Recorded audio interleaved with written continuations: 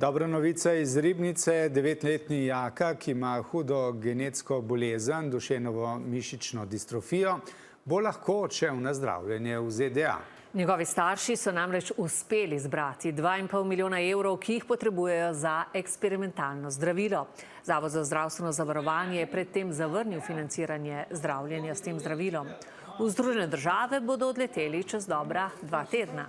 Tanja Volmut. Če je Jaka pred 3 tedni še prosil, Poslani me SMS omljivo, boste pomagali, da bom čim prej lahko dobil zdravilo. pa danes, po približno 1 letu od začetka zbiranja denarja, Pa si zelo vesel, da boš dobil zdravilo. Ja. Vreme je padlo. Ker smo videli, da smo dosegali teh 2,5 milijona, je bilo itak nepopisno veselje, ker končno nam je uspelo priti do zneska, ki ga potrebujemo za Jakata, da dobi zdravilo. Požrtvovalnega časa, ki so ga dali oni noter in ki so res pomagali, ki so stali nam v strani, ki so res odžirali svoj prosti čas, da so bili lahko z nami. Res take ekipe, kot smo imeli, ne bi prišli tako daleč, kot smo prišli.